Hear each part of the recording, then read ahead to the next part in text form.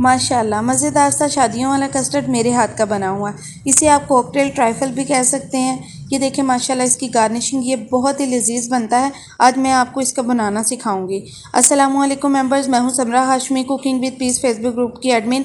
आज जी मैं आपको शादियों वाला कस्टर्ड बनाना सिखाऊंगी। ये आप दावतों पे और ईद पे बना सकते हैं, बहुत ही ज़बरदस्त लगता है, ठीक है ना। इसके लिए वनीला आइसक्रीम पाउडर ले लिया, और बेहतर यह है कि वनीला कस्टर्ड पाउडर लें, लेकिन क्योंकि हमारे घर मैंगो कस्टर्ड पसंद किया जाता है तो मैंने मैंगो कस्टर्ड पाउडर लिया है, ठीक है। जेली ली है, जेली आई थी जी 180 की। ऑलपर्स की क्रीम ली है, वो आई थी 160 की, ठीक है।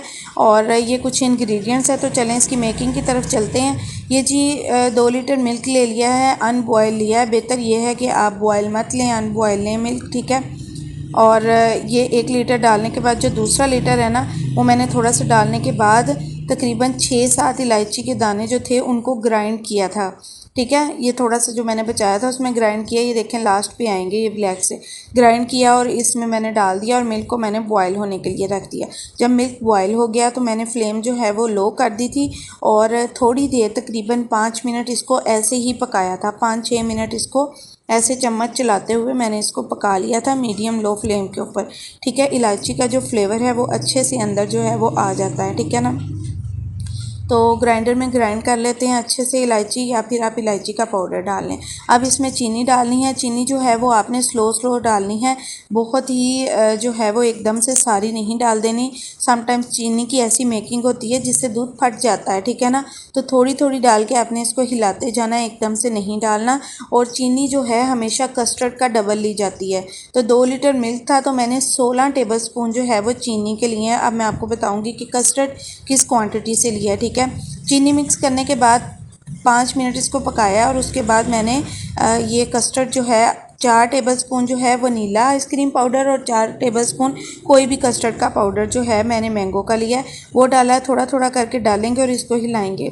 मेरे एक हाथ में सेल था, आपने ऐसा करना है कि एक हाथ में कस्टर्ड और दूसरे हाथ में चम्मच, और फ्लेम जो है मीडियम लो करके इसको तेज़ी से हिलाते हुए जो है वो मिक्स कर लेना है। अगर आपने इस स्टेप पर जो है वो स्लो स्लो काम किया और चम्मच ना चलाया तो फिर कस्टर्ड के अंदर जो है वो जो ये जो कस्टर्ड हमने डाला है उसकी गुठलियाँ सी बन जाएंगी, जो बिल्कुल भी अच्छी नहीं लगती हैं, ठीक है ना। तो ये देखिए मैंने थोड़ा थोड़ा करके कस्टर्ड डाला है, और अब इसको मैं पका रही हूँ, ठीक है ना। पका रही हूँ, पकाते पकाते जो है इसको मीडियम लो फ्लेम पे इतना पकाना है कि ये गाढ़ा हो जाए।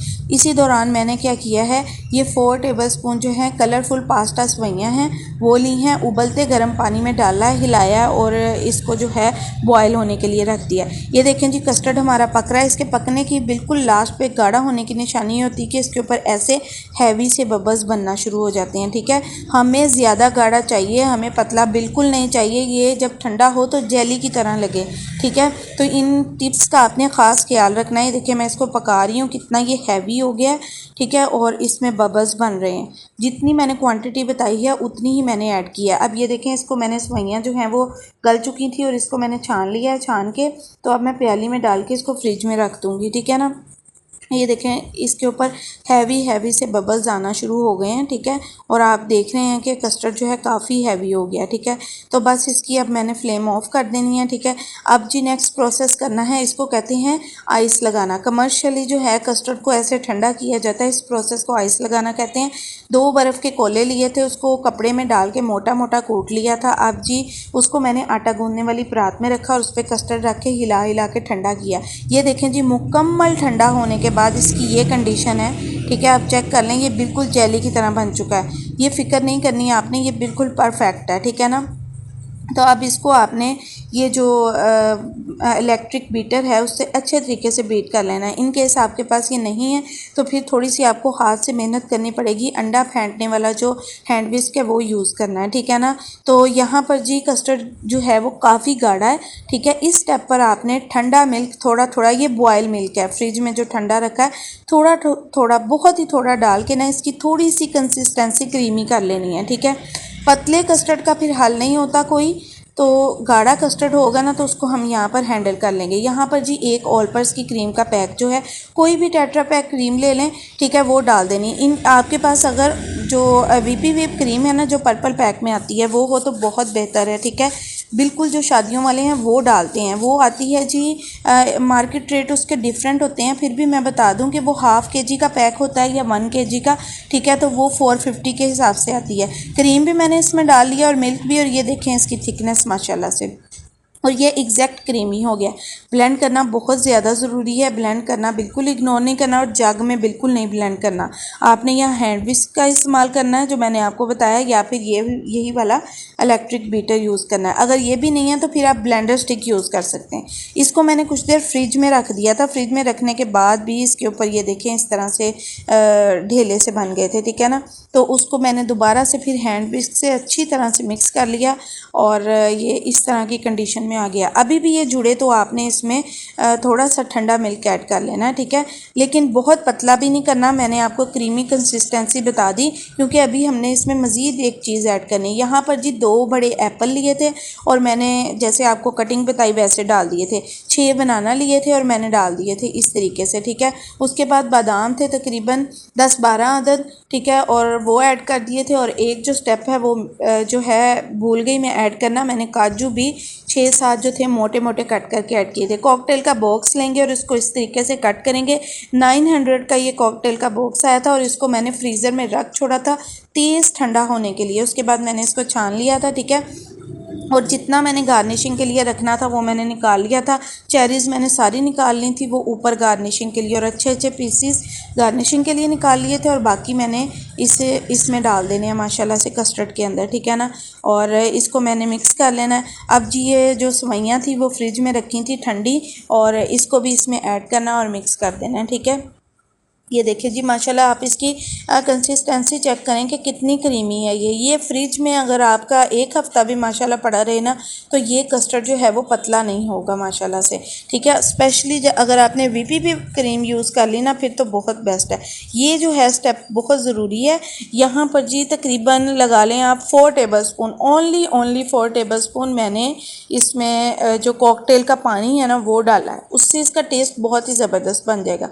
बहुत ज़्यादा नहीं डालना, मैंने इसीलिए आपको कहा था कि शुरू में कस्टर्ड थोड़ा सा गाढ़ा रखना है, वो इसलिए कि यहाँ पर हमने कॉकटेल का पानी डाला है। अभी भी ये देखें कितना प्यारा क्रीमी और गाढ़ा है। अब जी ये बिल्कुल रेडी है, बिल्कुल खाने के लिए। इसको तेज़ ठंडा, ये जितना ठंडा उतना अच्छा लगता है। यहाँ पर जी जेली बनाएंगे। मेरी छोटी सिस्टर की फरमाइश है कि जेली डालनी है, उसको जेली पसंद है, ठीक है ना। तो मैं बॉक्स वाली जेली बना रही थी, तो मैंने कहा ये भी आपको सिखा दूँ। अक्सर मेम्बर्स कहती हैं हमें नहीं आती जेली बनानी, ठीक है।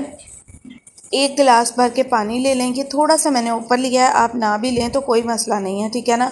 1 गिलास, और बस तकरीबन 4 to 5 टेबल स्पून ऊपर लिया है यहाँ, और आंच जो है वो फुल तेज़ कर देनी है। जेली पाउडर जो है वो सारा अंदर ऐड करना है, मिक्स करना है, और अब आंच जो है वो मीडियम कर देनी है, मीडियम यानी कि लो नहीं करनी, मीडियम करनी है। और इसको तकरीबन 10 से 12 मिनट के लिए पकाना है, हिलाते हुए 10 से 12 मिनट। वो जो हमने एक्स्ट्रा पानी डाला है वो भी ड्राई हो जाएगा, और जो हमने 1 गिलास पानी डाला है ना उसमें से भी काफ़ी हद तक ड्राई हो जाएगा। ये बात मेरी नोट कर लें। अक्सर मेंबर्स कहती हैं कि हमारी जेली अच्छे से क्यूब्स नहीं बने। अच्छा, मैंने अभी भी थोड़े सॉफ्ट क्यूब्स रहने दिए थे। अगर आपको इससे भी हार्ड चाहिए तो आपने पानी जो है 1 गिलास से थोड़ा सा कम ले लेना है, यानी जस्ट इतना ही। ये टिप्स जो है मेरे याद रखिएगा। अच्छे तरीके से मैंने इतना इसको पकाया है 10 से 12 मिनट के। इसका जो पानी है वो काफ़ी हद तक ड्राई हुआ है, ठीक है, थोड़ा सा रह गया। अब जी कोई भी आपने स्टील का बर्तन या परात या मोल्ड कोई भी ले लेना आपने ना, ठीक है। मेरे पास ये छोटी वाली परात पड़ी थी तो मैंने इसके अंदर डाल लिया। डाल के ये इजीली जो है वो फ्रिज में आ गई थी, तो मैंने इसको जो है फ्रिज में रख दिया था, ठीक है।